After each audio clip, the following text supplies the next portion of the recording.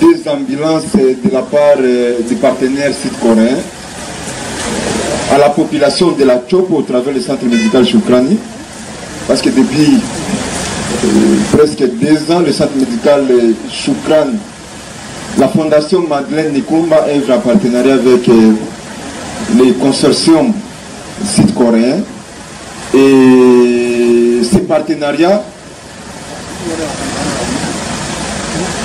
n'est pas aujourd'hui à la concrétisation. Au lieu de s'arrêter aux simples promesses, mais ils préfèrent plutôt les œuvres.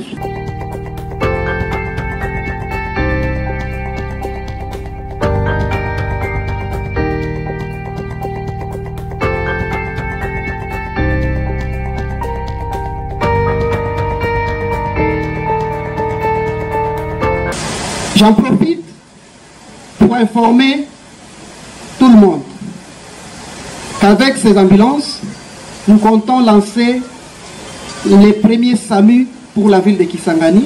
Et SAMU veut dire les services d'aide médicale d'urgence. Nous allons répartir la ville de Kisangani en 2 zones.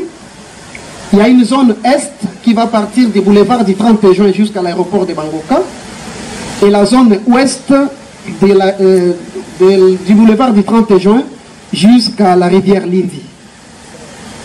Nous sommes en train de créer un call center où les gens vont appeler gratuitement, même s'ils n'ont pas de crédit. Parce que nous-mêmes, nous l'avons remarqué, vous pouvez avoir un problème, une urgence à la maison, mais vous n'avez pas de crédit pour appeler l'ambulance.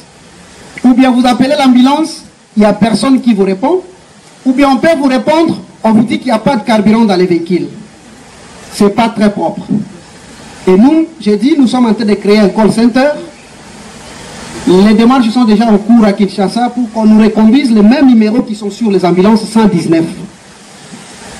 Une fois l'appel lancé, on va gérer cet appel-là pour demander si la personne qui a appelé se trouve dans quel coin, selon les zones que nous allons répartir. Et on va envoyer l'ambulance pour venir récupérer la personne. Et ça ne va pas être seulement les transports, comme je l'ai dit, ça va être aussi les premiers soins. Donc l'ambulance va constituer une petite unité de soins qui se déplace.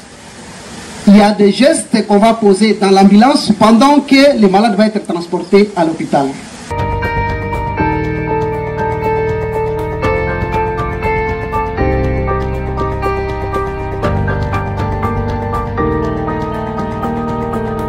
La remise de l'équipement de bloc opératoire, et cette fois-ci je suis encore revenu chargé par les amis coréens pour la remise de ces ambulances. Donc vous pouvez comprendre par là que les amis coréens que je représente ici préfèrent plus les actes que les paroles. Donc c'est un partenariat qui se pérennise, et je pense que nous n'allons pas nous arrêter là. Dieu aidant, nous allons continuer avec les autres appuis dans les jours à venir. Alors sur ce, je préfère lier la parole à l'acte en appelant le médecin directeur. Et j'aimerais aussi mentionner que ce ne sont pas simplement des ambulances, mais nous avons aussi ajouté à cela un lot de masques de protection. Donc on a remis 10 000 masques de protection qui se trouvent juste l'échantillon et là les cartons que vous voyez à côté. C'est des ambulances au médecin directeur.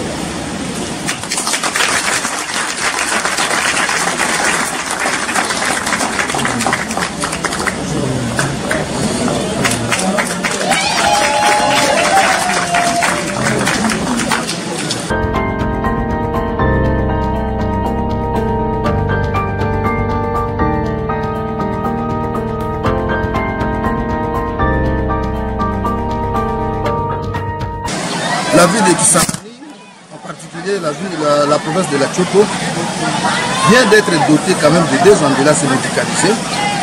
Je veux dire que le souci de notre maman gouverneur, c'est de voir sa population être en très bonne santé, être bien prise en charge en tout et pour tout. Vraiment, c'est une grande joie pour moi et je pense que nous devons continuer à la soutenir. Et le jour où elle sera ici, il faut qu'elle sente qu'elle a le soutien de tout le monde. Oui, à tous les usagers de la route, ils doivent savoir que lorsqu'une ambulance est en train de venir, c'est une priorité prioritaire même. On doit laisser libre passage afin que l'ambulance passe pour que les malades soient pris en charge le plus vite possible. Parce que vous savez que lorsque ça traîne, on n'est pas pris en charge. Heureusement, nous avons des ambulances médicalisées. On va déjà commencer à prendre en charge les malades. Mais quand l'ambulance vient, on doit laisser le passage ouvert pour qu'on puisse acheminer rapidement possible celui-ci est à